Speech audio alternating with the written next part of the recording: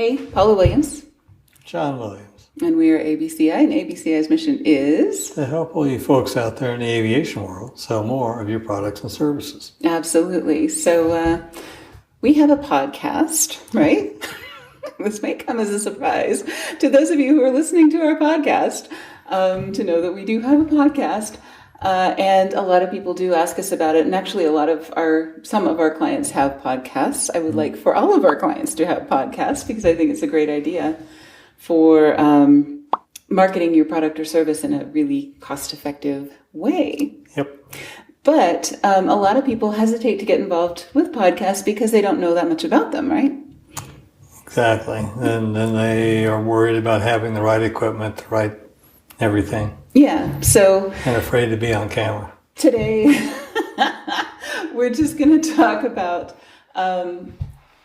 general statistics of, expectations. What can you expect from a podcast? And how do you know if you're doing any good or not, right? Mm-hmm. So, the people tend to overestimate or underestimate the capacity of any particular marketing venue, I have found. And they want to know, will I be famous? Will I get rich? Will I sell a ton of products and services? And the short answer... probably not right away. Exactly. The short answer for any marketing channel that we've seen in the aviation industry is probably not. The long answer is yes. If you do it right, if you do it for a long enough period of time, you will be successful, and it is a great method of advertising and a great method of marketing, right? Okay, so how do you know if your podcast is successful? How do you measure your progress? How do you know what you are expecting to see and at what point, right? Yep. Well, if you're on TV, Mm-hmm. then they have the Nielson Ratings and little boxes like that work, but this doesn't typically go on TV. Yeah, I don't think they do the Nielsen ratings. Maybe they do the Nielsen ratings, but they certainly don't do them the same way now that everybody's on cable. But, exactly. But you may remember, years ago they used to do Nielsen ratings for every household. They wanted to find out how many TVs you had, have you fill out a survey, who's watching TV at this hour, what's on the TV, etc. So most people are familiar with those as a consumer. If you have purchased advertising, you are probably familiar with the AAM, or Alliance for Audited Media. So people charge for print media by the number of subscribers, right? Right. And so there's an independent auditing company that handles circulation numbers for printed materials, and that's the AAM. So podcasts have a similar organization, a third party that people use to sell advertising on podcasts, and it's called the IAB, the Interactive Advertising Bureau, right? It's always a TLA, right? Always a 3-letter acronym. So the Interactive Advertising Bureau has some statistics about all of the podcasts that are listed with the IAB.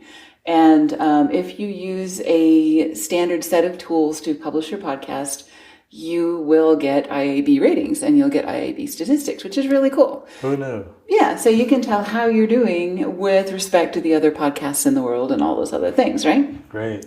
Okay, so one of the statistics that the IAB follows is how many episode downloads in the first 7 days after the release of that episode, right? Okay. So we released an episode every Monday. So by the next Monday, how many downloads did we get, right? Okay. So that's the number that we're looking for. And if you are getting 5,000 downloads from one Monday to the next, or from, the first 7 days after releasing an episode, then you are in the top 1% of podcasts. Okay. So that is for all podcasts. That's NPR. That is... the really popular Seth Rogans, the, other people in the world who have these amazing podcasts that, I listen to. I know my son listens to. A lot of people are really into some podcasts that are pretty popular. Okay. In the aviation industry. Now we're getting to it. We don't expect those kinds of numbers. And we don't need those kinds of numbers, right? We don't necessarily need to be famous except to the 1% of the population that cares about aviation. Sure. So, we only want about 1% of that number, really, 500? 500 would be great, less than that, actually. 0.001% is often really good. You have one person who is the right person listen to your podcast and buy something from you, it is more than worth it. Exactly. Right? So, and this is a problem that a lot of people have when they get involved with a new marketing venue, especially if they're an aviation person. Not everybody's going to be interested in what you have to say if you're talking about, aircraft landing gear or something, something that's 650 landing gear. Exactly. There's only a certain percentage of the population that really cares about that. Right. So, we're not after the numbers, we're after the quality. And the cool thing about podcasts is there are podcasts about every single interest on the planet, or could be. There's somebody who's interested in that and somebody that wants to know about that, right? Mm-hmm. Okay. So, top 50% is what I'm looking for. Are we in the top half of the podcasts on the planet? And if we're in that top 50%, I'm pretty happy because, like I said, we only want 0.001% of the population. So we only really need 31 downloads from one week to the next to feel successful, I think, with an aviation podcast. So 4 a day. Yeah, more is better. But any one of those people is, especially if they are listening to your podcast every week after week, you're spending an hour in their ear, or, however long your podcast is, you're spending a lot of time with these people over time, and you're building a really good relationship. So it doesn't have to be a ton of people. So if we look at our numbers, we are getting somewhere in the neighborhood of, 40, 60, 70, 50, sometimes 12, depending on the episode. But for the most part, more than 31, so that really makes me happy that we are in the top 50% of podcasts on the planet, even though we have such a niche topic. And I think if you are in aviation, you're looking for something around that number.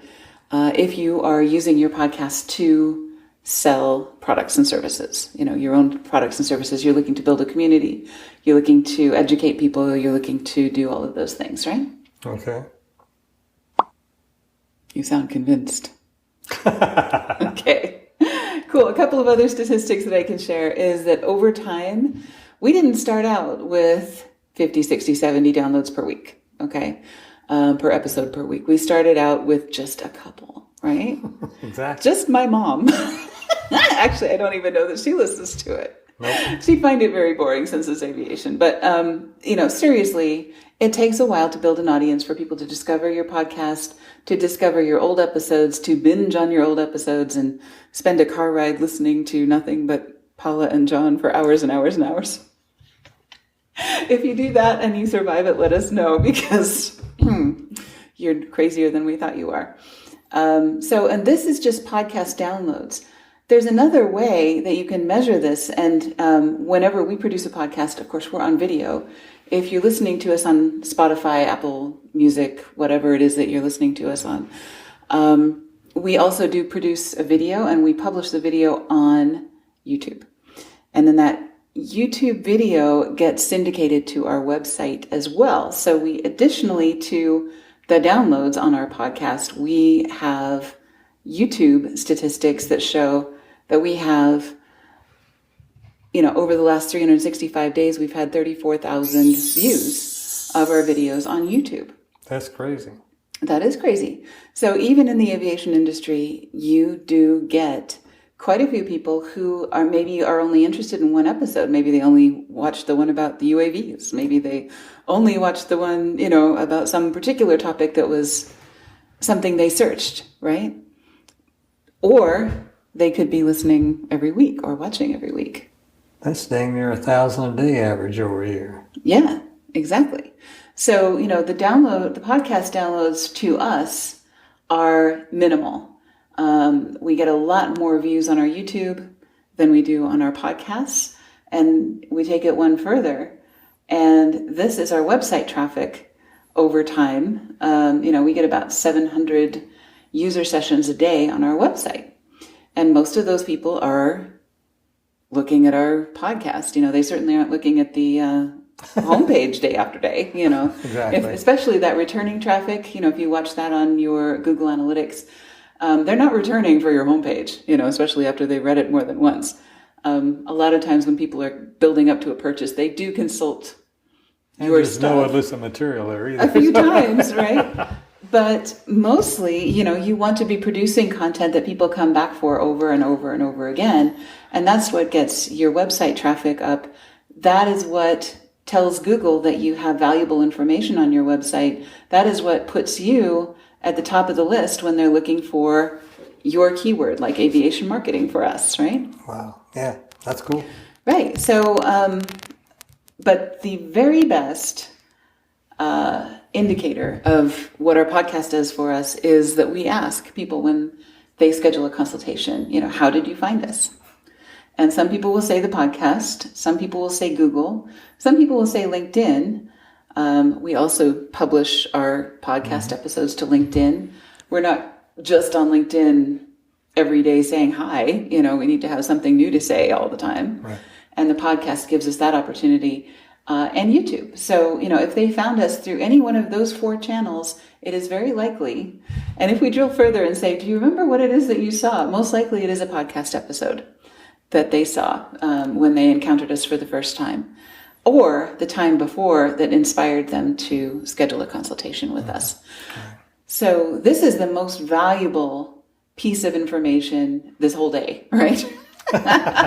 Is how did people find you, especially if they're about to have a consultation or about to make a purchase? Sure, because then we know what to do going forward. More of, yeah.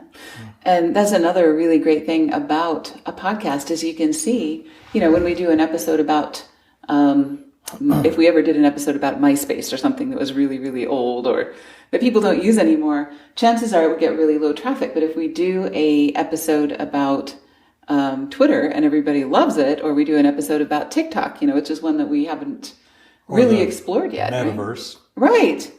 And everybody's interested, then that tells us something, that our audience is interested in that topic. So that is incredibly valuable information. Years ago when I worked at Wells Fargo, we used to pay a company called Gartner Group. Yep. Thousands and thousands of dollars for this type of consumer information. What are people really interested in? And what are they willing to pay for? And, this is stuff that you can get from a podcast. So it's a great way to produce a lot of content really quickly, a lot of high quality content that is consumed in multiple ways. You can repurpose it in a lot of different places, and you can get a lot of value from making John stand here for 20 minutes and talk to you, right? Right. So you really want to hear me, right? If we can get John to stand here and talk to the microphone for 20 minutes, then we can turn it into 4 different kinds of content. Actually, more than that if you consider all of the different social media channels that it gets syndicated to. So, will we be famous? Kind of. We've had people come up to us at NBAA and other conventions and say, hey, you're the one with the podcast. Or, I've heard I saw your video about brokers, Brokers 101. Or, something along those lines. So we have had that happen. And we don't want to be famous to where we can't go to the grocery store. We just want to be famous to where people feel comfortable talking to us about their marketing and talking to us about their business, right? Their aviation market. Yes, absolutely. Has it made us rich? It has certainly helped our bottom line. I have to say that. It has more than paid for all of the toys and crazy things that we do to promote our podcast and all of the equipment and all of the time and energy and everything else. So yes, it is. We're in the black. Do we sell a ton of products and services because of our podcast? I have to say we sell probably a lot more than we would otherwise. Oh yes, absolutely. Yeah.